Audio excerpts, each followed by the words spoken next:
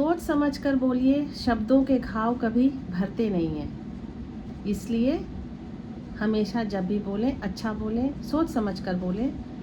एक बार अगर कोई चोट लग जाती है, घाव हो जाता है तो वो भर जाता है, लेकिन शब्दों के घाव कभी नहीं भरते। नमस्कार दोस्तों, कैसे हैं आप सब? उम्मीद करती हूँ सब अच्छे होंगे, मैं भी अच्छी हूँ। आप सभी को महालक्ष्मी व्रत की बहुत बहुत शुभकामनाएं। एक छोटी सी कहानी सरस के लिए, सरस के मंच से आपको सुनाते हैं। एक लकड़हारा था, जंगल में गया, लकड़ियाँ काट रहा था कि उसे गुर्राने की आवाज़ सुनाई दी। तो वो बड़ा परेशान हुआ कि कहाँ से आवाज़ हो रही है। तो उसने देखा कि जिस पेड़ को वो काट रहा था, ठीक उसके नीचे साइड में एक शेर बैठा हुआ था। अब वो घबरा के भागने लगा। तो शेर ने कहा कि लकड़हारे भाई, मेरे पैर में कांटा चुभा है, उसे निकाल दो। शेर ने रिक्वेस्ट की। लकड़हारे ने कहा, अगर मैं कांटा निकालूंगा उसके बाद तो तू मुझे खा जाएगा। तो शेर ने कहा कि नहीं, मैं वादा करता हूँ, मैं नहीं खाऊंगा तुझे। खैर, लकड़हारे ने वो लकड़ी उसके पैर में जो चुभा हुआ था कांटा निकाल दिया और घर चला गया।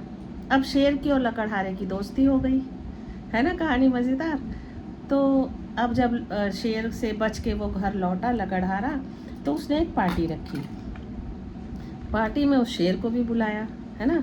तो शेर पहुंचा तो सारे लोग जो है डरने लगे कि अरे बाप रे, यहाँ पार्टी में शेर आया है, शेर आया है, शेर आया है। तो लकड़हारे ने अपने सारे दोस्तों मित्रों से, जिन्हें भी उसने बुलाया था, बोला कि अरे डरो मत इससे, ये तो कुत्ते से भी सीधा है। अब शेर को बड़ी गुस्सा आई। उसने कहा, तू लकड़हारा है, अपनी कुल्हाड़ी लेके आ। तो लकड़हारे ने कहा कि नहीं, मैं नहीं लाऊंगा। बोला, नहीं, लेके आ और मुझे मार कुल्हाड़ी से। तू नहीं मारेगा तो मैं तुझे खा जाऊंगा। फिर कुल्हाड़ी से एक बार किया लकड़हारे ने शेर के ऊपर और घर चला गया। और शेर अपने जंगल में वापस लौट गया। तब थोड़े दिन बीत गए, लोगों को बड़ा अचंभा हुआ कि कुल्हाड़ी का घाव लगने के बाद भी शेर कुछ बोला नहीं और चला गया। खैर, दिन बीतते गए। अब लकड़हारे का तो काम ही था जंगल में जाना, लकड़ियाँ काटना, लाना। तो ऐसे ही फिर काफ़ी दिनों के बाद उसकी शेर से फिर मुलाकात हुई। तो दोनों ने हालचाल पूछा। तो लकड़हारे ने शेर से पूछा, भैया कैसे हो? तो उसने कहा कि यहाँ आओ, पास आओ मेरे।